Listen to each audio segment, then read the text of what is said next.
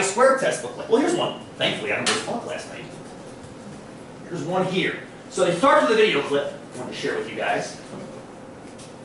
How this works. How many of you guys watched the '02 Olympics in Salt Lake? You may have seen this race. We have no volume.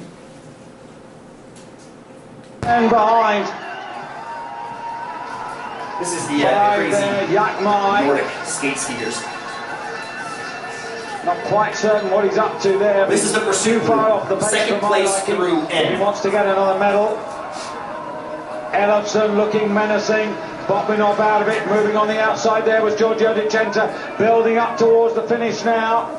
Coming down, Mulek will have all the time in the world to photograph the moment in his mind as he drops right down the left-hander and into the stadium. 1,300 meters to go. And this man has moved cross-country skiing, particularly in the classic style, into another era. But look at the power of this man as he goes up the hill. This is not weeks or months, it's absolutely years of hard work. And here comes the posse. But can they close in on him? Olsgaard on the far, now on the far side there. And is that Giorgio Di Centa? Or is it Denisov just moving through? We got any skate skiers in here? And it's Giorgio Di Centa for Italy moving into second place, looking mighty powerful ahead of Olsgaard. Ellefson not showing so this is at the everybody except the dude. Is going away. Centa does not want to get caught in a last 100 sprint. But it doesn't matter. You've seen enough. The one dude was totally crushed. Got his sleeves According to the announcer, he has taken skate skiing to a new level. It doesn't come from days or weeks of training. It comes from years of training. Or, as was later found, he was doped to the gills. Doped to the gills. How many of you seen the movie The Incredibles? Pixar movie? I think it's a Pixar movie. Maybe it's Disney. Pixar, I think. The Incredibles, not to ruin the movie for you. It's about superheroes. It's a cartoon movie about superheroes. My son loves it. And there's a scene at the very end that just reminds me of this so much. So they have a son named Dash, and his superhero speed is he can run like 8 million miles an hour. But they're a family trying to fit in. They're a family of superheroes trying to fit into the normal world. They put their son in a race with kids in his school. Now the kid's name is Dash, and he's a superhero. He can run 8 million miles an hour. One scene shows him running across water, like those basilisk lizards. They call them the Jesus lizards because they can run across water. I love that. So they put Dash in the race, and they go, okay, run real good, but don't run too good. And he takes off, and he gets too far ahead, and no, slow down, slow down, slow down. I always think about that when I see this clip now. Like, slow down, dude. You're doped to the gills. Don't make it so friggin' obvious. Like, beat him, but just beat him by a little. You're already doped. You have an advantage. Why do that and draw attention to yourself? Because I'm pretty sure that was what made them test him, and that's how he got busted. I could be wrong on that. But that dude, he's changed countries like 3 times. Countries keep dumping him and then picking him up, and he dopes, and he gets picked up, and he wins again, and then he gets his medal stripped. He no longer has the gold medal because he got stripped because he should have been stripped because he was doping. Just like Lance in the Tour. I mean, he's lost all of his yellow jerseys now because he was doped the entire time, which pissed me off because I supported him for all those years. But anyway, here was a great use. John had this up in his talk last night. Here are the 2001 Nordic World Championships. So this is right before the Olympics in '02. So a lot of the same competitors are in here. It's kind of hard to look at, but here's what you are looking at. He was talking about hemoglobin count. We'll talk about this more in a second. Your body, when you're an elite athlete, actually when you're any athlete, whether it's total fit or Nordic skiing or mountain biking or anything, running in general, you become more efficient by oxygenating your blood more and then using that oxygen better in your body. Anybody that's ever Nordic skied up a hill knows you're sucking wind and you want to be able to use that oxygen more efficiently. Well, one way of doing that is making more red blood cells because red blood cells carry the oxygen. And John gave us a great talk last night about what has to blind. You need hemoglobin, you need the red blood cells, reticulocytes, all this stuff I learned very quickly and then probably forgot after going to talk. But the idea was, in elite athletes, there is an average number that's attached to, say, hemoglobin counts. Okay, these people are elite athletes, so naturally they are going to have higher hemoglobin because their bodies have been trained to be more efficient. And even amongst those averages, this popped up, I got really happy. Even amongst that there's the 97.5% that fall into this range, and then there's this little like 2% that fall into the slightly extremely higher range, and then you've got out here 3 standard deviations, the really extreme cases. So he's labeled them as black, shaded gray, and white as far as extremely high hemoglobin, kind of high, and then normal for elite athletes. Yeah, Katie, go ahead. Don't they do that through hyperbaric chambers? There's all kinds of ways to do it. He was focusing on doping using EPO, microdosing, and maxidosing, and also taking your blood out and putting it back in. One way, there's a bazillion ways to dope, and some are even considered legal. Like the Russians, I just learned this last night, the Russian ski team, they've been inhaling xenon gas.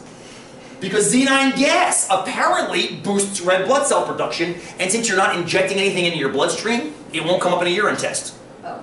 I mean, it's just amazing. It's like, okay, we're gonna bust you for this. Well, we'll do something else. There was a team, the Finnish team, I think, had a doctor making crap in their basement, and they were ingesting it. People have died because of this. Back in the late 80s, 14 or 20, I forget the number that John said, a bunch of Tour de France cyclists just died in their sleep one night. Oh, over the course of the summer, during the tour. The reason being, they put too much red blood cell back in their body and basically turned their blood to oil. And their heart clotted. There was so much red blood cells thick in your blood, because there's more stuff, right? You put too much in there, and it clogs the filter, so to speak, right? You can't process it. So now, if you've ever read the story of Lance and how he used to dope and how his team would hide his doping, it's depressing as hell. I supported that guy from forever ago when he had testicular cancer and came back from it till 04. And then I'm like, I can't do it anymore. You can't win 7 Tour de France's. I mean, you just can't, even if you're an alien from Texas. So the point is, yes, Katie, there are many ways to cheat. John only focused on EPO and taking blood out and putting it back in. The taking blood out and putting it back in was a fun one because you can do it to yourself. You can take your own blood out, put it in a freezer, keep it there for 6 weeks. I'll consider doing it for Total Fit later today. And then let your body make more red to take up for that, and then dump that back in. Even better is you spin it to get just the red blood cells out and dump it back in. I'm so considered this for the final exam. Run right by you guys. No, I think it's funny that my mom found that people do that. It's crazy. She goes, no, you can't do that. You totally can do that. You can do it to yourself if you wanted to. That's the scary part. I mean, it's terrifying. I actually went to John's talk yesterday. I wanted to soothe his nerves a little bit, so I showed up dressed in my cycling gear, and I borrowed an IV bag from the nursing department filled with red food dye. And I poked my head in the door. I'm like, is this the talk on blood doping? He's like, yeah. I'm like, thank God. Because I've been trying it for years, and I walked in holding the bag, like taped to my arm. You can tell, the nursing department gave me everything I needed to do it. Unknowingly. I mean, I asked them for a Stanley bag, like, sure, here's a syringe. I'm like, oh God. Jesus, I'm going to do this right now. So anyway, yes, Katie, and some of them are legit. Like, you can't snort xenon, but you can live in a nitrogen house. You can live in a house that pumps nitrogen in and makes you more efficient at using oxygen, but you can't snort xenon. Where's the line? And that was the whole point of the talk, was where's the line? When does it become illegal? Should we let them just do it because they're doing it anyway? And it's a great talk. We'll talk a little bit of it here. But anyway, here's what you would have expected. Expected. So this would be your L2. You would have expected 97.5 of the white cells, 2.5 of the gray, and 0.3 of the black. Now look up at there. Those are the results of 9 races. 1, 2, 3, 4, 5, 6, 7, 8, 9. And the 50 places. Now some of them are missing. I don't know why. There's gaps. There's a lot of black up there, isn't there? Yeah. Now think about it. If you count up 50 times 9 is 450. Now I know there's some missing. Let's make it 400 to make the math easy. 400 to make the math easy. You know what? Hell with that. Let's make it 500 to make the math easy. Okay, 500 to make the math easy. If there were 500 up here, and 0.3% should be in this category, what should that be? 0.3%. 15. Exactly, right? A very, very small number. Oh, did you 0.3%? Did you 0.003, Mikey? Oh. 0.003, that's too high. 1.5, yes? Or 0.15 maybe? Yes. You should have maybe one person in that group, yes? How many do we have up there? Oh, here you go. Here are the actual numbers, just so you know. There. 17% of the field came back in that high range. Should have been 0.3%. We were off by a few orders of magnitude. And 97%. 97.5 should have been in this range here, but actually only 2/3 were. Almost 100% should have been. Only 2/3 were. Now, what's an explanation for this? There are 2 explanations. Would this be a big or small p-value if you ran a chi-square? Very small. This is what usually happens with M&Ms. That's what's so surprising about what happened today with the M&Ms. This would have been a tiny p-value. Tiny. Because you got vastly different numbers than you were expecting. What I'm most excited about is this guy right here that kicked that guy's ass. This guy right here, most likely isn't doping. Sorry! How about this dude over here? Sorry, dude! Go ahead and dope to the gills. You're still going to come in 45th place. But this is amazing to me. Like, this blew my mind. I saw this, I'm like, oh my god.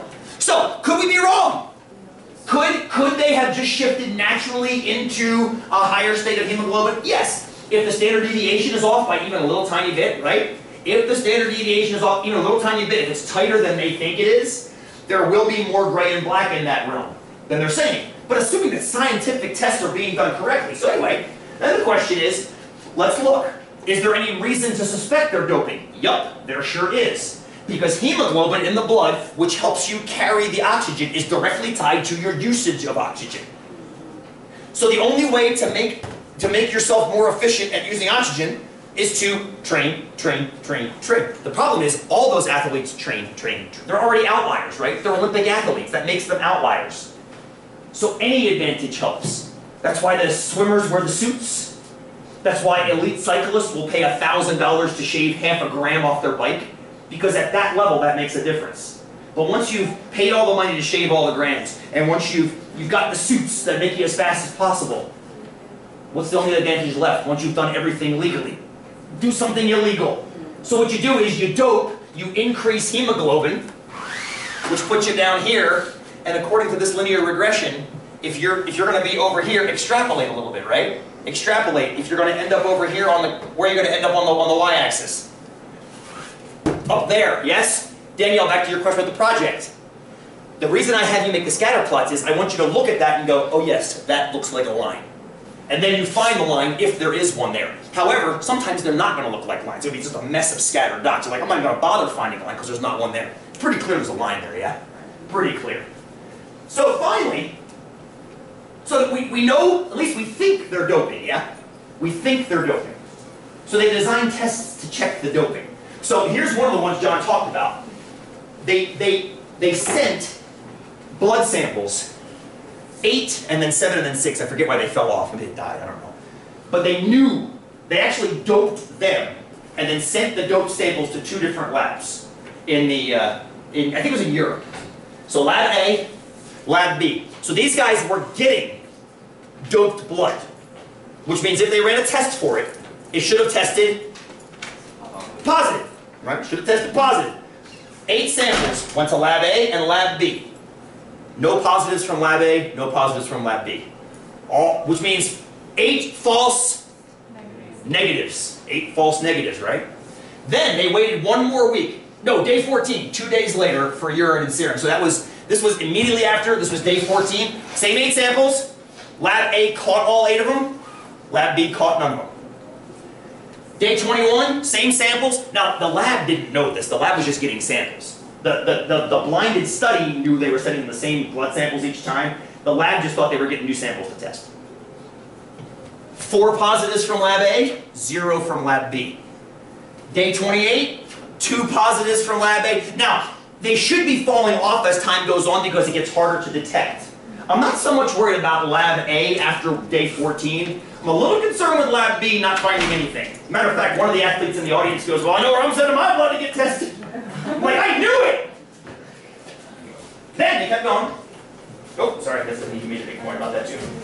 Then, here's day 35, 42, and 49. Now, once you get out to 49, you shouldn't be able to find it. It's too diluted in the blood at that point, which is where microdosing came from. I got the science behind this. Instead of taking EPO and putting a whole bottle in your arm, you put 1/10 of the bottle and drink a whole buttload of water to dilute it in your system. So you get a little bit of an advantage, not the full advantage. One of the dudes in the tour a couple years ago got busted because he forgot to drink a liter of water while he was microdosing. That was all it took. That's how tight the science is on this. We're going to inject you, 5 minutes later, drink a liter of water, they can't catch you. He forgot to drink his liter of water. I'm like, dude, you have 2 jobs, dope and race. Like, seriously. I can do 5 things before 5 o'clock. Anyway. But the point is that that's the science. That's the science behind this. So Lab B never caught any of the athletes. So it seems like the false negative rate is off the chart for this, right?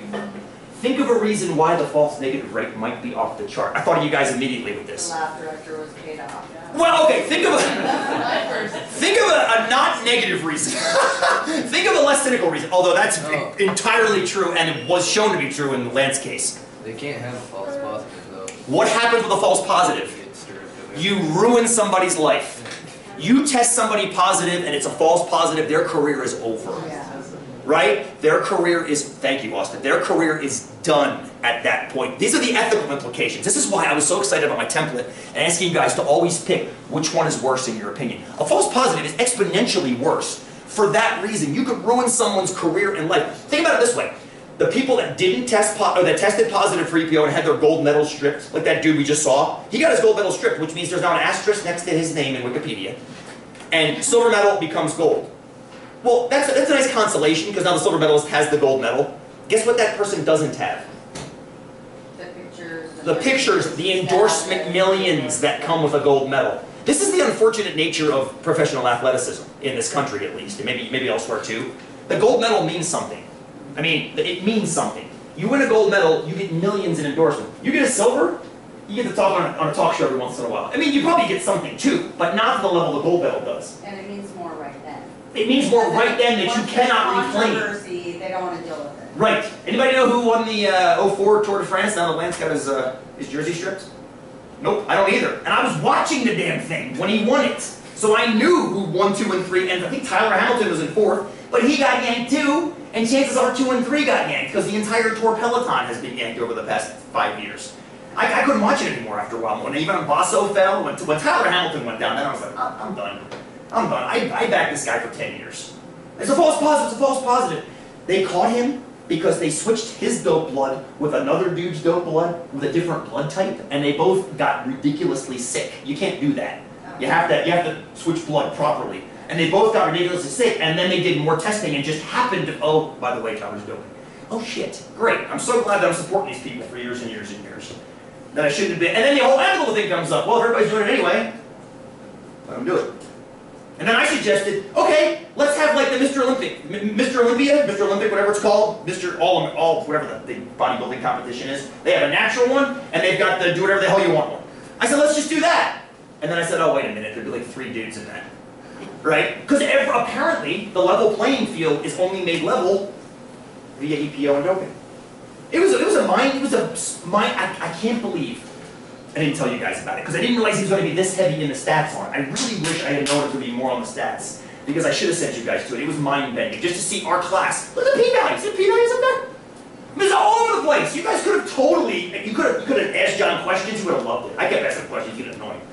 But, and what else is in here? Something else is in here. Yeah, that's right. Oh, I thought I had one more slide. I had the control chart. Oh, I lost it. They have a new way. This is one thing I contributed. They have a new way of testing for athletes called the biological passport, which means you go in to a doctor, they test you. They test your hemoglobin levels. Then they test you again in 5 weeks. They test you again randomly here and there, and they collect a bunch of data. And from that data, what they do, and this is your class, what they do is they estimate the average amount of hemoglobin in your blood, and they construct a confidence interval. They construct a confidence interval. And then, once they have the interval, which usually happens pre-racing season, then they randomly spot check you and they make sure you're where? Within the interval. And if you pop out too much, they then super test you. So, smart ass me sitting in the back, why don't you just go in and test the first few times dope? Or dope sometimes and don't dope other times, and that way you get your interval with a lot of variability, and he's like, rule! And he's like, actually, it's a great idea. They already tried that. And they got nailed doing that too. So they caught on to it. But that's the thing. This is a game. It's a game. And right now, somebody in some lab in Siberia is making some new drug, like that dude from Breaking Bad, I swear to God. And they're going to have some Finnish cross-country ski team snorted up their whatever. And they're going to win some gold medal. And then, oh, they took the sport to a new level by snorting bat guano or something. I don't know. Something made in the lab, and somebody's going to die, hopefully not. And that was one of the big talks about, part of the talk was, do we mitigate it for the safety of the athletes? Because Tour de France riders for hundreds of years have done performance-enhancing drug. You know what the first one was? At least the first one I could find? Cocaine. They'd snort coke and then go around the Tour de France. Now it sounds like a performance-enhancing drug. It makes it kind of funny when they bust Michael Phelps for smoking weed. Like, performance-enhancing? Smoking weed. I get it's kind of like the opposite of performance-enhancing. But snorting coke, Marco Pantani, I believe, died of a drug overdose, and it might have been coke. He was one of the big Tour de France. Was it coke? I think it was. Yeah. Wasn't he smoking weed like after? I mean, Phelps? Oh, it was such a ridiculous argument. Let's bring anybody we can down. It was just a ridiculous argument. But snorting coke makes perfect sense. It's a stimulant. Yeah. Of course, it also stops your heart. And one of John's greatest points in the talk last night was, if we're really concerned about the safety of athletes, why do we let them bomb down a mountain pass at 60 miles an hour? Think about that. You have no idea how fast those guys are going on the tour. They're going close to 60 miles an hour, if not more than 60. The fastest I've ever gone on a road bike is 52 down from Bachelor. It was surreal. It scared the crap out of me. I'll never do it again. I was tucked in, super aero. I looked down at my speedometer, it said 52, and I was like, okay. I think I peed myself a little bit, pretty sure. And I just put my head up and looked down, and I dropped like 4 or 5 miles an hour right then, and I opened my arms, basically made a sail out of myself. And once I slowed down to 40, I started applying the brakes, and I vowed to never do that again. It's 52. These guys are going 60 or more. So what's more unsafe? It becomes an ethical question, doesn't it? Yeah, it becomes an ethical question. Which is a great question. I can't believe I said you guys just talk. I'm so pissed at myself. So pay attention. I'm sure he's given it at least 2 times now. Once was in Sisters. I didn't even know about that one. So pay attention. John Liccardo, blood doping amongst elite athletes. Can't talk right now. I'm so excited. So excited. But it's history today with the M&Ms. History. I'll have a letter for you guys to sign on Tuesday. Oh yeah, turn those in for sure. Yeah, turn those in for a quiz. Yes. I think we should get extra credit on these since it's history. I think you should. Remind me. We should get another 10. I don't think anybody needs it, but you know, whatever. Let's put them. Even better. That's perfect. That's holy crap. I'm kind of blown away by that. Are we done? We are done. We can be done for today. Yeah. I only got one more thing to talk about. That was ludicrously fun.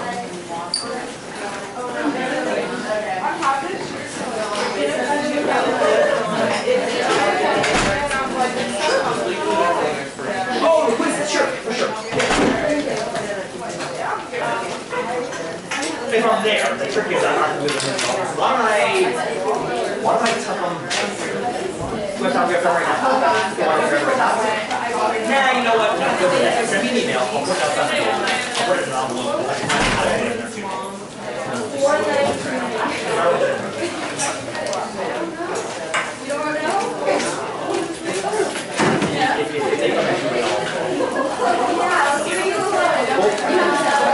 I just got the stuff literally right before I came to your class. Did you get your stuff? I didn't hand your stuff back to you guys. I'll do it on Tuesday. I got too excited. I was looking just while you were putting your date in. No, he's got a book too? Yes, and John, he referenced it 5 times last night. He showed a video clip of Tyler talking.